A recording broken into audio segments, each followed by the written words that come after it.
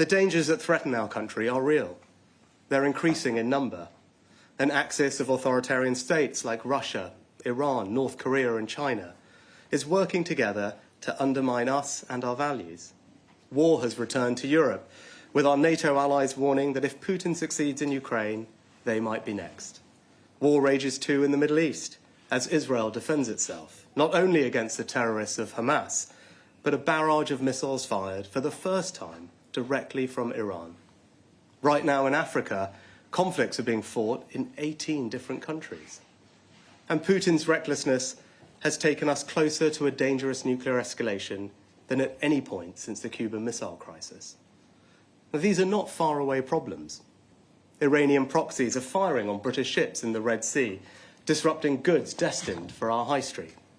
Here at home, China has conducted cyber-targeting of our democratically elected MPs.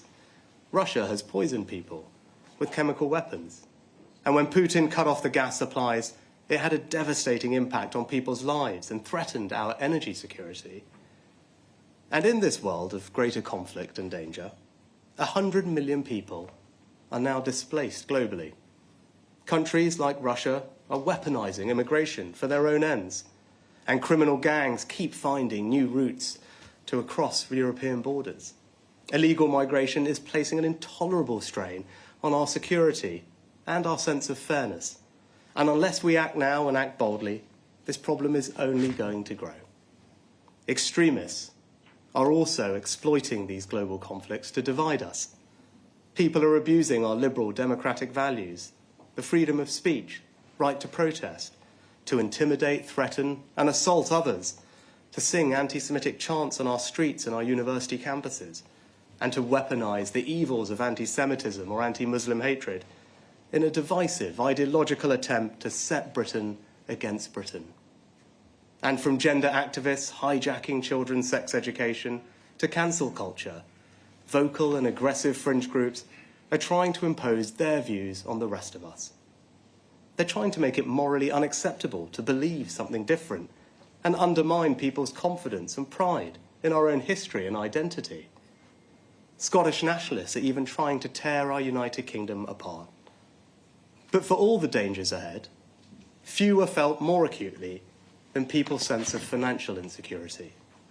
We've been pounded by a series of once-in-a-generation shocks, the worst international financial crisis since the Great Depression in the 1930s, the first global pandemic since the Spanish flu in 1918, the biggest energy shock since the 1970s.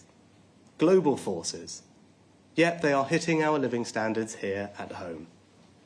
We must be prepared strategically, economically, with robust plans and greater national resilience to meet this time of instability with strength.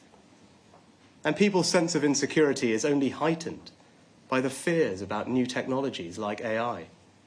When the IMF says 40% of jobs could be affected, or hundreds of leading experts say the risk could be on a par with pandemics or nuclear war, and when children are exposed to bullying, sexualized content, or even self-harm online, people want to know that they've got someone in charge who understands these dangers, because only if you understand what is happening can you be trusted to keep us safe. But the paradox of our age is that for all the profound dangers that we face right now, we also hold in our hands an opportunity for human progress that could surpass the Industrial Revolution in speed and breadth. Technologies like AI will do for the 21st century what the steam engine and electricity did for the 19th.